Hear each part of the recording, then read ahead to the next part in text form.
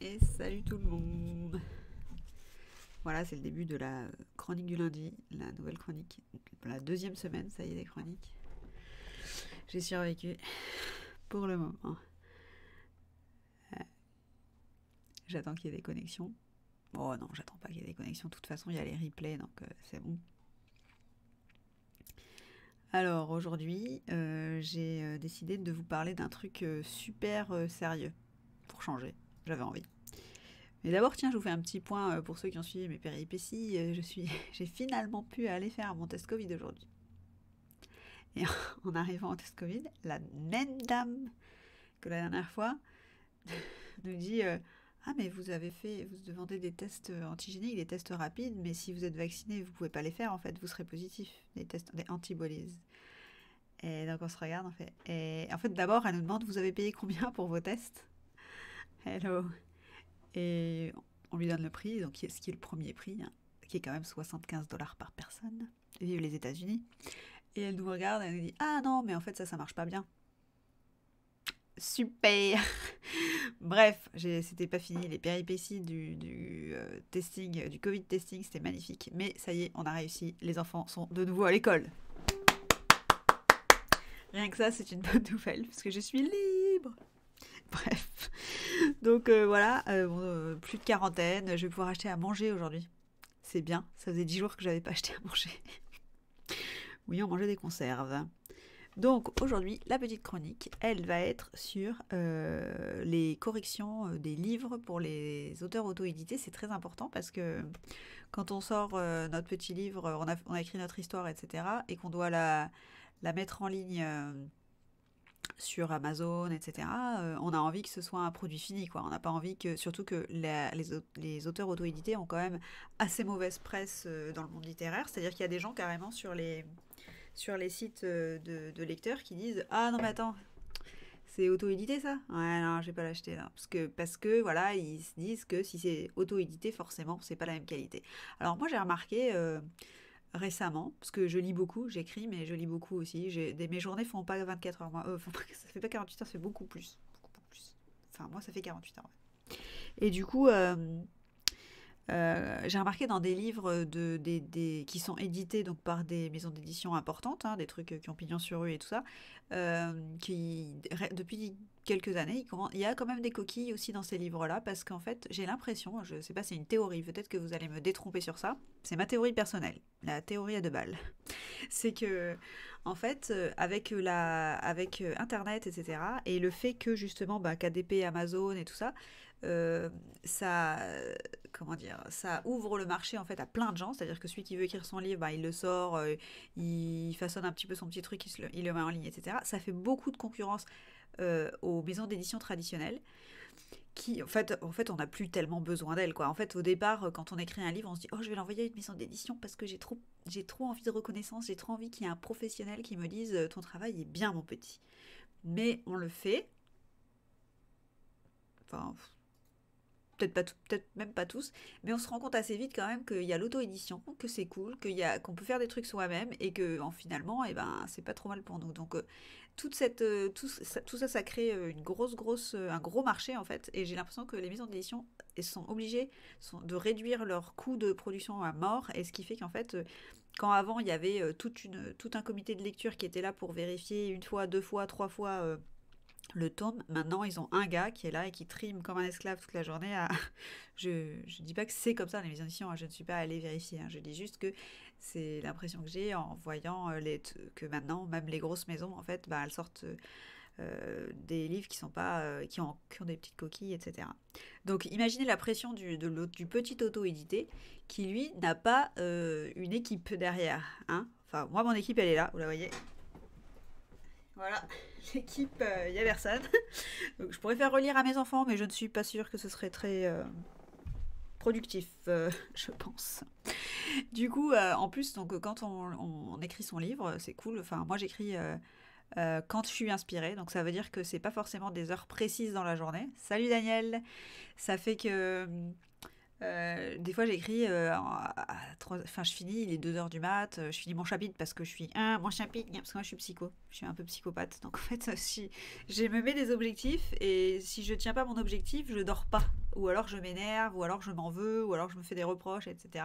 Donc, je suis très très méchante avec moi-même et du coup, ça fait que je suis obligée de finir. Donc, quand tu tapes ton petit livre à 1 heure du mat, et ben en fait, t'écris de la daube. Ouais, tout le monde, je suis sûre, tout le monde. T'écris au kilomètre et du coup, ben, même, euh, même si t'es pas nul en orthographe, et ben, tu vas faire des fautes, tu vas te tromper d'un mot, machin, mettre autre chose, penser quelque chose, marquer autre chose. Des fois, j'ai remarqué que moi, j'ai fait un truc pas mal. C'est qu'à un moment de mon écriture, quand il est tard le soir, je passe en mode économie d'énergie. C'est-à-dire que j'écris, et par exemple, dans toutes mes phrases, en fait, quel que soit le sujet, ce sera la même terminaison à la fin des verbes. Je me fais plus chier. Je suis en mode, c'est du passé, on va mettre, allez, c'est elle qui parle, on va mettre AIS, allez, on va mettre AIT. Non, allez, on va mettre AIT à tous les verbes. Allez, boum, c'est comme ça. Et c'est cool. Mais du coup, quand tu te relis, alors c'est ça qui est embêtant. J'essaye de plus dire des gros mots, c'est difficile. Ce qui est embêtant quand tu dois te corriger toi-même, parce que forcément, tu finis de taper ton truc, tu veux te corriger toi-même. Donc, une première fois, tu te corriges quand même à l'échelle du chapitre. Et en fait, tu te rends compte que un livre, en fait, c'est comme un enfant. C'est-à-dire que toi, tu l'as écrit, tu as toute ton histoire, le fond, c'est ton bébé. Et ton bébé, il est sorti, il est mignon et tout. Et disons, ton bébé, il sort, on est d'accord, un bébé, c'est moche quand ça naît. Enfin, c'est pas terrible, quoi. C'est ça, alors. Enfin, bref, c'est un peu fripé, voilà, petit charpeil. Bref, ton bébé, il naît, tu le regardes et qu'est-ce que tu vas dire? Il est magnifique. Il n'a pas de défaut, tout va bien, tout va très bien, je ne comprends pas, non, il n'y a rien de travers. Sauf que voilà, c'est pareil pour ton livre, donc tu es dans le déni total, c'est-à-dire que peut-être il a un gros pif, il a une oreille plus décollée que l'autre, faut pas que je dise ça, c'est arrivé à mon fils quand il est né, mais ça s'est remis entre-temps, il est très beau, il est parfait. Je n'ai pas eu à le faire corriger, mais du coup, ouais, tu te dis, ouais, voilà, non, je vois pas en fait. Même, ça m'est arrivé pour Deanna Andrews qui vient de sortir. Je le sors, je l'envoie à la correction, etc., etc. Et, et petite erreur qui se glisse dans le truc, dans une action en fait, et ben, j'ai mis le prénom de quelqu'un alors que c'était quelqu'un d'autre qui était dans l'action. Je ne sais pas pourquoi, mais comme quand je lis pour moi, je lis le prénom de la bonne personne puisque je sais ce qui se passe. Donc en fait, je ne le lis pas le prénom, je le saute. En fait, je pense que nos cerveaux, ils sont trop rapides. Ils sont trop efficient dynamic, tu vois. C'est-à-dire que tu lis ton truc et tu te dis, ouais, non, tout va bien. Enfin, toi, tu l'as déjà corrigé dans ta tête. Mais c'est pas pareil sur la feuille. C'est dommage. Donc ça fait qu'en fait, eh ben, tu as besoin de le faire lire à quelqu'un d'autre pour avoir un retour, pour avoir une vue nouvelle. Et d'ailleurs, j'ai remarqué que moi, j'ai les mêmes bêta lectrices depuis longtemps. Et en fait, elles sont à fond en fait, elles finissent par être comme moi. Genre, en fait, elles lisent et elles ne voient même plus les erreurs ou même, par exemple, le truc du prénom qui a été changé, qui a été trouvé par Daniel d'ailleurs. Daniel qui est en ligne. Merci beaucoup, Daniel. Et ben, mes bêta lectrices, je ne les remercie pas, ne l'avaient même pas remarqué. Parce qu'en fait, elles sont comme moi, elles sont dans le sujet, elles ont lu absolument tous les livres, donc en fait, elles connaissent tout le monde par cœur. Donc, pour elles ont compris l'autre gars. Elles ont lu l'autre prénom comme moi. Mais non, non, non. Ce qui fait que c'est super difficile en fait de retrouver ces fautes. D'ailleurs, moi, quand j'ai sorti Muladhara au départ, eh ben, je l'ai corrigé une fois, deux fois, je l'ai fait lire à quelqu'un, tu fais lire à ta mère, tu fais lire à ta soeur, tu fais lire à tes potes. Et puis il y a toujours quelqu'un qui trouve un truc, mais il trouve un truc quoi. Donc il reste encore des choses à la fin. Et c'est super énervant. D'ailleurs, une fois que tu l'as relu, que tu l'as fait lire à quelqu'un, que tu l'as re-relu, que tu l'as envoyé à la correctrice, que c'est revenu, que tu l'as recorrigé sur ton truc, ton livre, ton propre livre, ça fait 5 fois que tu te l'enfiles, tu ne vois plus du tout les erreurs. En fait, tu le connais par cœur. Donc, tu le récites, tu n'as même pas besoin de regarder. Ce qui fait qu'en fait, comme tu le connais, eh ben, tu ne lis plus les mots. Tu les survoles. Ouais, moi je sais voler. Et après, on est d'accord que bon, t'as quand même le correcteur orthographique au départ sur ton Word. Tu peux quand même, ça aide quand même. Sauf qu'on est tous d'accord que les correcteurs orthographiques c'est quand même très très con, non? Enfin, moi, souvent j'écris un truc et le correcteur m'écrit autre chose. Genre, non, ce n'est pas ce que tu veux dire autre chose. Je suis là, je t'emmerde, non, c'était bien ce que je voulais écrire. Ah non, non, ça ne va pas avec ta phrase. Bah si, mais bon, enfin surtout moi qui écris du vocabulaire fleuri parfois, ben ça me corrige tout seul. Alors super. Franchement, la censure n'a pas de limite, quoi. Le correcteur orthographique. Mais bon.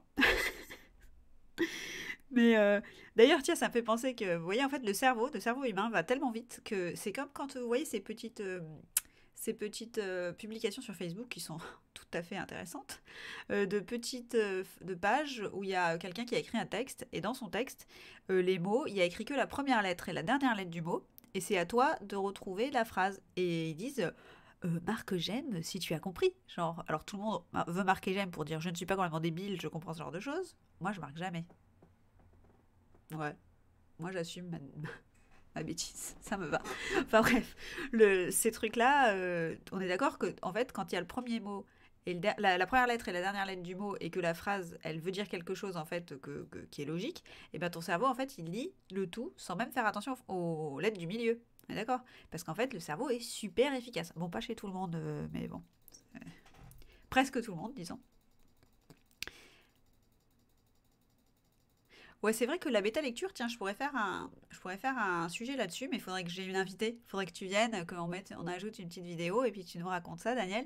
Parce que c'est vrai que bêta lectrice, c'est pas super facile. Et en fait, moi, je pense que le problème, c'est que mes bêta lectrices, en fait, elles sont plus dans l'histoire que dans la correction, en fait. Enfin, au départ, je leur fais pas tellement lire pour corriger des erreurs. Je leur fais plus lire, moi, à mes bêta lectrices, pour qu'elles me donnent un avis sur la cohérence de l'histoire par rapport à la trame générale. Parce que moi, je suis dans mon truc. Moi, tu sais, je me lève, j'ai une idée, je dis, oh purée, ce chapitre-là, les 3 chapitres prochains, là, je sais exactement comment ça se dérouler, machin. Je tape tout, tout, tout.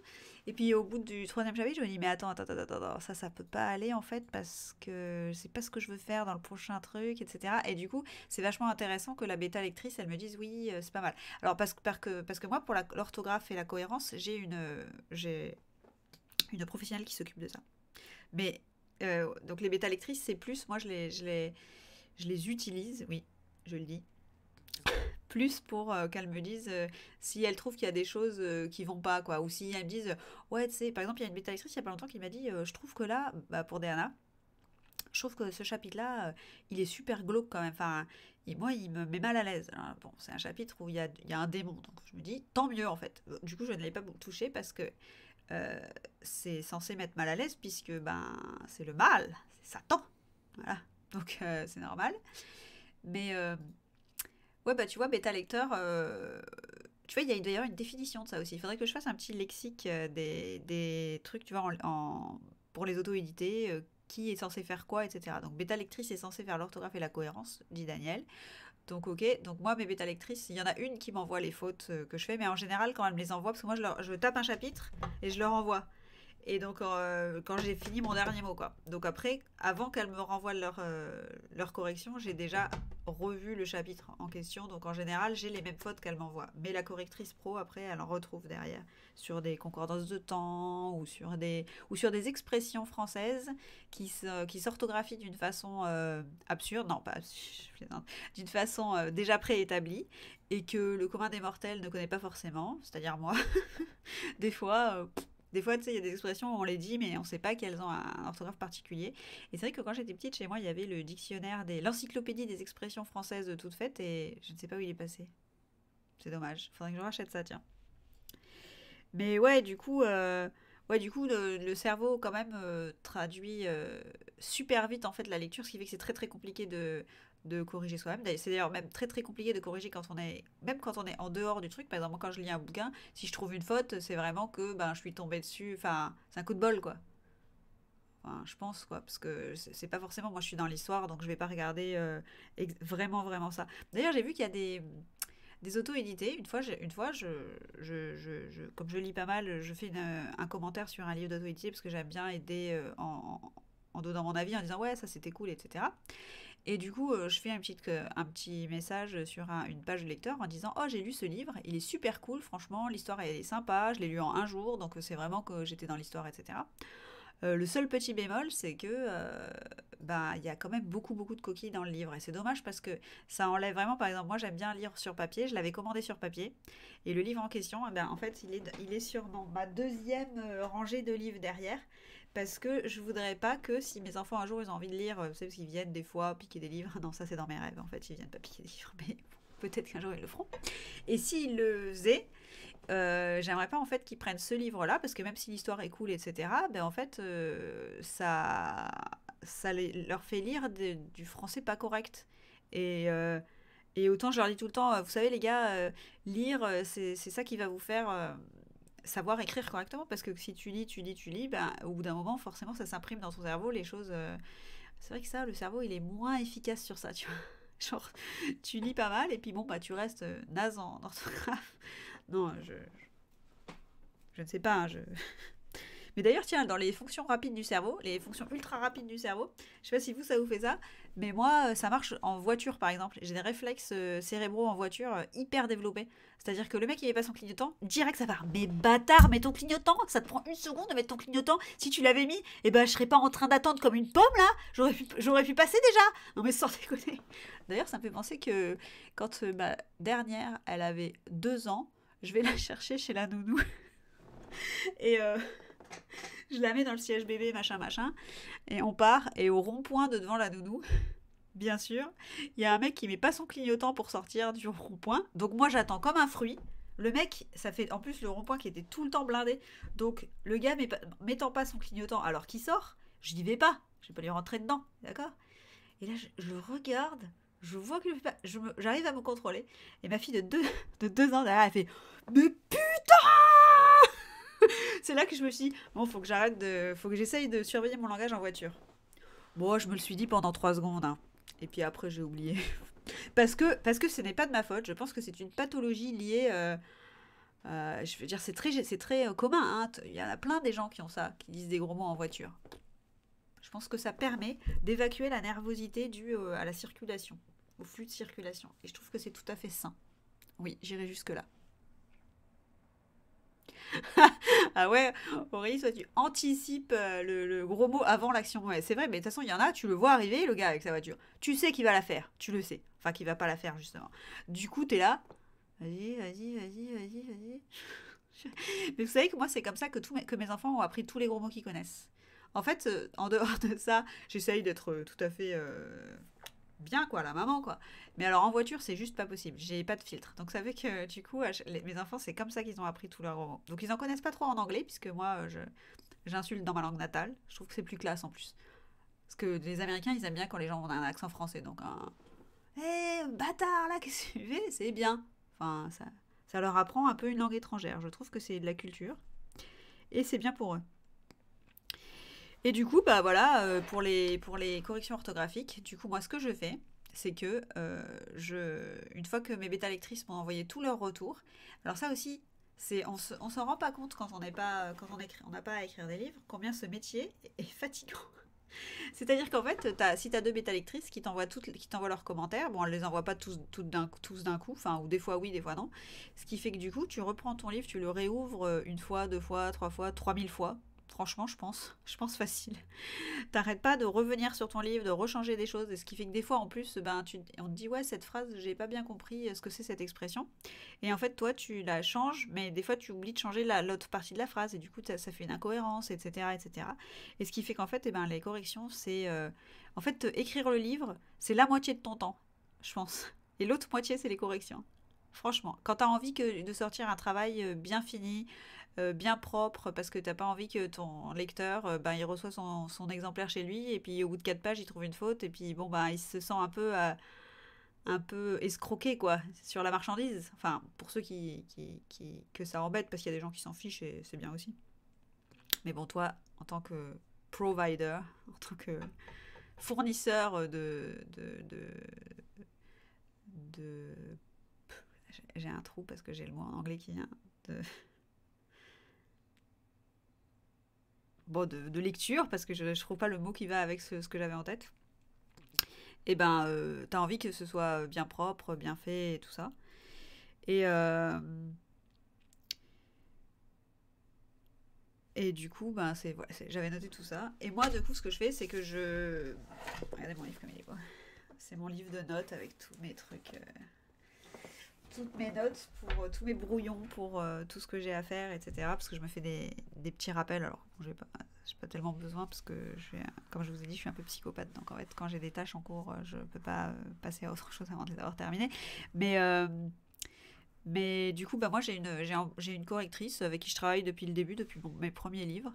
Et je lui envoie du coup ma version finale une fois que mes bêta lectrices m'ont fait leur retour, etc. Elle me remet encore plein de petites annotations partout qui font bugger mes fichiers et je suis obligée de relire encore tout le livre et de changer, d'adapter par rapport à ces annotations. Ce qui me prend encore une demi-journée avant que le livre ne sorte. Ce qui fait beaucoup d'étapes avant de sortir un livre. Et c'est un travail assez important. Mais je trouve que c'est quand même bien d'être, enfin de vraiment finir le livre,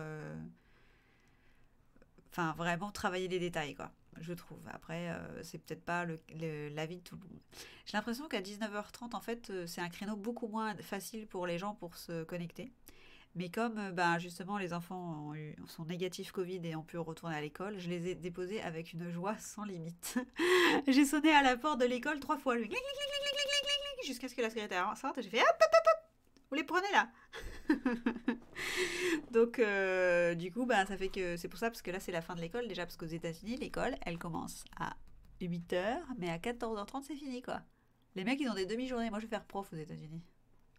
Je sais, je suis toujours en train de dire de la dope. Tout le monde va me détester. Je rigole, bien sûr. Ils travaillent très très bien. Et en plus, les enfants adorent l'école ici. Mais du coup, il faut que j'aille les chercher. Du coup, c'est dans pas longtemps. Et c'est pour ça que j'ai dû changer mon heure. Alors peut-être que... Je sais pas, je pense que ça marchera moins bien. Mais sinon, j'ai pensé à un truc. Je sais pas si vous en pensez. Demain, je pense faire une chronique sur les recherches à la con qu'on a à faire quand on est auteur d'Urban Fantasy. C'est-à-dire qu'il y a plein de trucs en fait qu'on cherche sur internet pour la crédibilité de notre histoire. Et parfois c'est très très drôle. Donc je pense que je vous ferai un petit résumé de tous ces trucs à la noix, toutes ces petites recherches à la noix que j'ai faites et qu'à chaque fois que je tapais, je me disais est-ce que, tu sais, avec les systèmes d'information, etc., si quelqu'un voit que je tape ça, est-ce que je vais avoir la police qui va venir chez moi? Peut-être. Ou est-ce que je vais être fiché? Est-ce que je vais être fiché? Je ne sais pas. Donc je pense que je vous ferai une petite chronique sur ça. Et voilà pour aujourd'hui, c'était assez court, mais je trouvais que c'était assez sympa de parler de la correction orthographique. Oui, des fois c'est risqué, hein, mais je suis pas là. D'ailleurs, je devrais demander à d'autres auteurs parce que je sais qu'il y en a qui écrivent des romans d'anticipation dans mes potes. Je vais dire mes potes, peut-être qu'ils vont regarder la vidéo, qu'ils vont envoyer tu te calmes là. Mais il y en a qui écrivent l'anticipation et je sais aussi que ça leur est déjà arrivé aussi de faire des recherches un petit peu limite, où tu te dis, bon, en France, je vois mal le gendarmerie nationale, vous êtes allé chercher quelque chose sur internet, qu'est-ce que ça veut dire? Je pense qu'ils le font pas, mais ici, t'as vite fait de te dire, oh purée, j'ai j'ai peur. Ouais, en France, ouais, je sais qu'il y a une brigade qui s'occupe de ça, de la cybercriminalité, tout ça. Et du coup, ils vérifient d'ailleurs, ouais, aussi par mots-clés. Ils font des recherches par mots-clés, mais bon, je pense qu'il faut que ça revienne régulièrement, quoi. Qu'une recherche, ça suffit pas pour que tu sois surveillé, quoi. Qu'on vérifie ce que c'est. Bon, après, moi, c'est vrai que j'en fais plein, hein. Mais bon, elles sont pas toutes liées. Mais bon, c'est souvent quand t'écris de la fantasy, qu'il y a des OTS, des machins, tu cherches des trucs un petit peu à la noix quand même. Une amie faisait des recherches pour une formation sécurité et elle ne peut plus obtenir d'extrait de casier. Ah ouais. Ah ouais, carrément. Ouais, mais ça... Hum. Ah ouais, pendant 3 mois. Et ouais, donc vous voyez, auteur, métier à risque, franchement. Hein? Le gars qui finit en prison pour sa liberté d'expression. Tout ça pour divertir. Ah, c'était le mot que je cherchais tout à l'heure. J'ai trouvé finalement. Vous voyez, le cerveau et ses raccourcis déments, trucs super rapides, ben des fois c'est l'inverse. C'est plus souvent l'inverse chez moi d'ailleurs. Mais bon. C'est bien, ça me fait des surprises. Plus tard, je me dis, ah, c'était ça que j'ai cherché.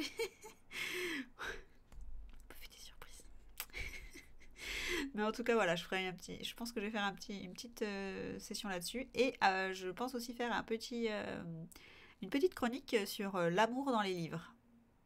Ça m'inspire. Je pense faire un petit. Je vais même peut-être faire un petit PowerPoint. Bon, en tout cas, merci de vous être connectés. Je sais que, je sais pas, est-ce que l'heure, ça vous convient comme ça ou est-ce que c'est en plein milieu, genre de quand on va manger, quand on fait ouais, un PowerPoint amour dans les romans. Je mettrai des photos d'Anton. Non, Attends, il faudrait que je trouve quelqu'un qui ressemble. Enfin, il y en a un que j'aime bien, un acteur qui pourrait peut-être faire Anton. Je pense. Je vais vous montrer.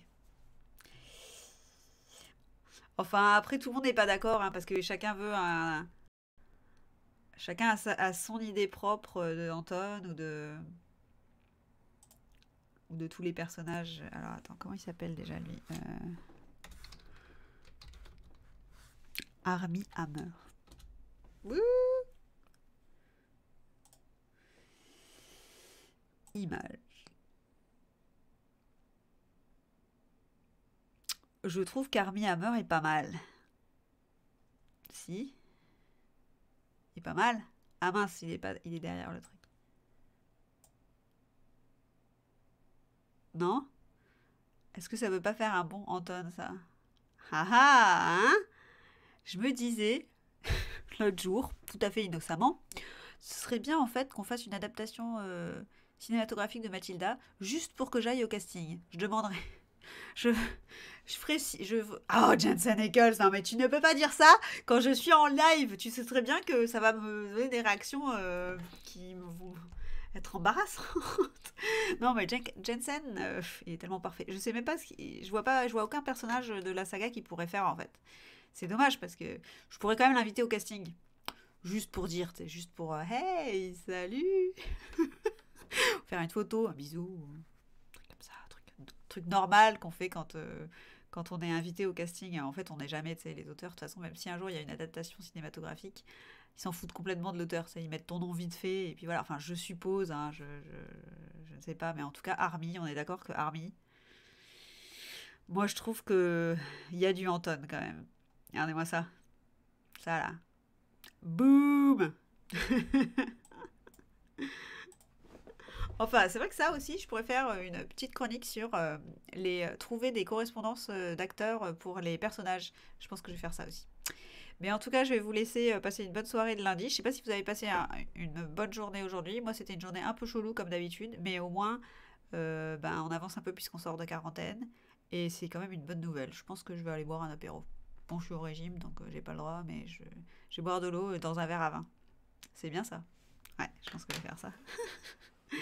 Allez, merci de suivre ma petite aventure Twitch. Si vous avez des potes qui ont Twitch, vous voyez en bas là, c'est dur de faire ça. Mon cerveau il marche, il a du mal. Vous voyez en bas le petit cœur là, violet?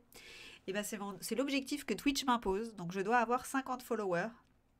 Donc si vous avez des potes qui ont Twitch ou pas, s'ils l'ont pas, vous leur dites bah tu prends Twitch pour me follow sur Twitch, ce serait super cool. Comme ça, vos amis seront mes amis. Et on sera tout plein d'amis, on pourra faire une grande ronde et tout ça, on s'aimera tous. Voilà. Allez, gros bisous et bonne soirée à tout le monde.